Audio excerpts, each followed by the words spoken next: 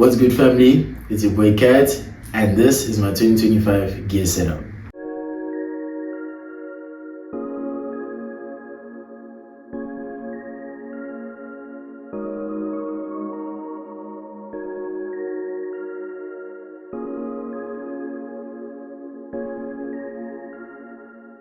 Item 1, we have the gimbal. So I recently did a review on this gimbal, but it is the Osmo SE, and we use this thing for shoots all the time. It helps genuinely for stabilization. So if we need to get a difficult shot, this is our go-to. Other than that, I don't really use it much for day-to-day because it's a setup instead of just quickly taking out your phone and recording whatever you need to record. But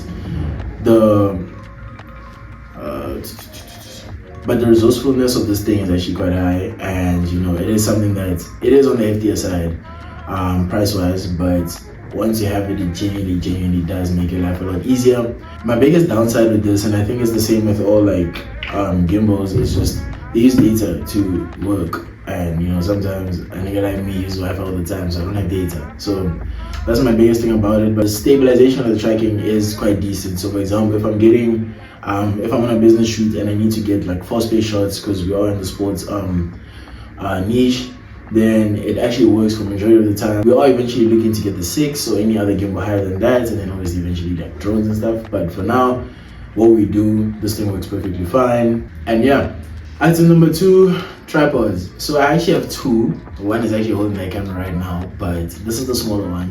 We call this baby T. I mean, that's big T. But with baby T, essentially this one has the remote, so you can remotely take a shot. So for example, if I have the remote and I've paired it to my phone, if I press the remote, it will take the picture. If I hold it, it will take a video. But yeah, Big T doesn't have that, but obviously the bigger tripod is more practical for use. We use tripods everywhere we go. I use tripods all the time when I'm taking shots for YouTube and for the business. Tripods just help again with stabilization. For any photographer, videographer, content creator, I think in general, it's always a good thing to have in your arsenal. If you're looking to get a tripod, hopefully get something that's more sturdy. Focus a lot on sturdiness and durability because elements are a thing, and if it's very windy outside, regardless of your mic, but if it's very windy outside and that tripod falls over and you have your camera there, you're not gonna have a great day. My advice to you would be, if you're really looking to get a tripod, opt to get one not on the pricier side, but halfway. So something in between. Don't go for the cheapest option because it will show that it's the cheapest option, and don't go for the the most expensive option because you don't really need to do that, especially for example a person like me who's just starting out, and this is kind of my first of each gear type I get. So yeah, it's my tripod. Item number 3, the light. So essentially when it comes to the light, I'll start off by saying this: we're looking to get the studio box lights, but for now we don't really need it. This works perfectly fine, especially for the videos. On business shoots, it's kind of impractical because you do need to consistently have it plugged in. It's not wireless, so we don't really use it on shoots. So we just work with natural light. So yeah, but also if you genuinely are looking to get an entry-level light, something like this or whatever you can find on whether it's Takealot or if you can take it with at Amazon. But if you're genuinely looking for a light to gauge, you don't really need to think studio light or nothing. Something like this works perfectly fine. I mean, for most of some of the videos for a dual light setup, I use my lamp as well because I don't have another light. So if you're somewhere on the business side of things, eventually you're gonna wanna invest in a bigger light, especially for outside purposes, because I think that's gonna skyrocket your creation, your content tenfold. And that is something we're also looking at doing. For now, this works perfectly fine for me. That's my guy. Issue item number 4. So I have my iPad and my laptop. I'm pairing these together because my laptop's seeing a bit of dust, so I had to tap into the iPad, and also this just helps me when it comes to jotting down ideas, when it comes to designing the shirts and things like that, and just in general when it comes to writing notes, whether it's school or for the business. This genuinely comes in handy. I don't know, when I got this thing, it kind of changed my life. The laptop, because my laptop is kind of old, or it's on the older side, when it comes to editing, I can't edit on this thing yet. I am looking to upgrade it at some point so I can actually edit on my laptop, because I think in general that's just going to be better for processing speeds and stuff, and also just to be able to store my footage properly, because these things run out of storage very quickly, and moving around files all the time is genuinely not the best thing. So yeah, for now my laptop is mainly used for school, and then when I come to this is when I get more creative and I script, and I do kind of any design thing I need to do.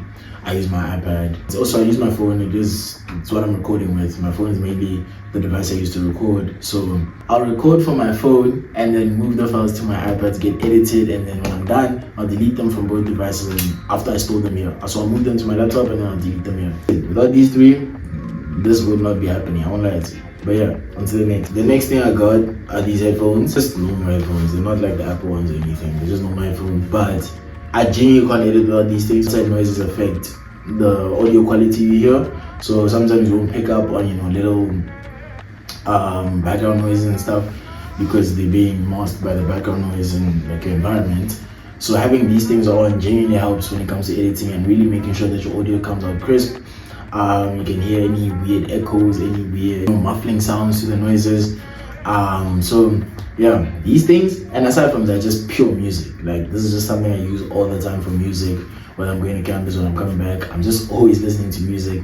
Whether it's in the gym, whether I'm studying in the library. But yeah, these things, I think these things were like three somethings, 400. But like I've had these things I think for like 2-3 months now. And the durability is not too bad. I won't lie, I have broken a pair of these before, so I can feel they are getting to that point, so I'm probably gonna have to reinvest.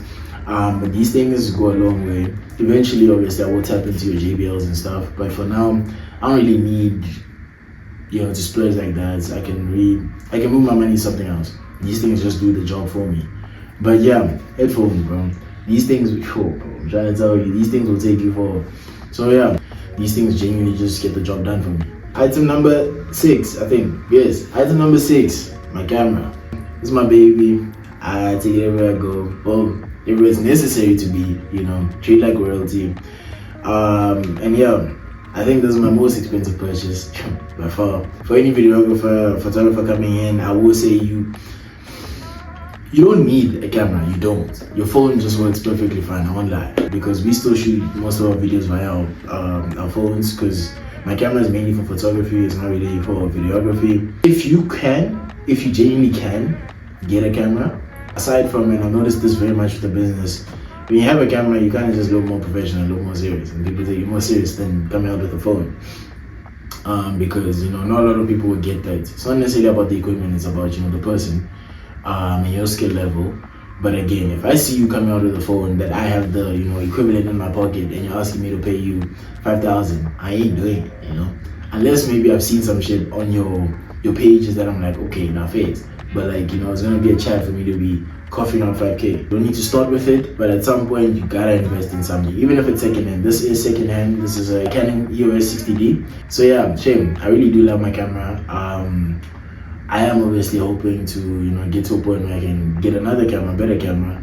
But for now, I'm genuinely not complaining. Like if I was to rate this thing 10 out of 10, I really do enjoy the use of it. It's very easy to handle, and yeah, this is a staple piece in my gear collection. I won't lie to you. The last item in my collection, my bag. Let me not even lie, this thing wasn't expensive at all, but there's just something about this thing. There's just something about this bag that I really do like. As you guys saw from the B-roll, I'll show you guys the inside, but this bag holds all my equipment. It just looks tough.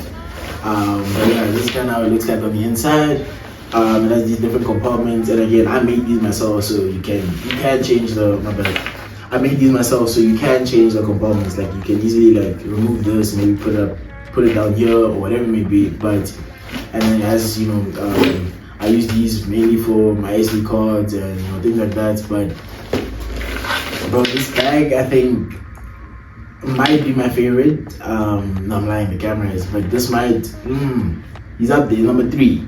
It's the camera, and then it's my iPad, and then it's this. But this guy, I think yeah. But chill, I really do love this bag. It's not a necessity for any beginner out there. You genuinely can just rock any bag you have. This is just a specific camera bag, for the job. So when we're going on shoots and stuff, this just kind of helps to, keep your equipment safe. Because again, a camera is a very fragile thing. So you don't want to just throw it in a bag and then go. If anything, if you could try and put it in a smaller bag and put it in the bigger bag, that would be better. maybe with a bit of cushioning too. But because this thing has compartments, which you guys just saw, it genuinely is, I only feel safe carrying my camera in this thing. If not, then I'd rather just not carry it or have the neck strap by me. But this is definitely one of my favorite purchases for 2025. Yeah, that's been my 2025 gear setup. Let me talk to you real quick.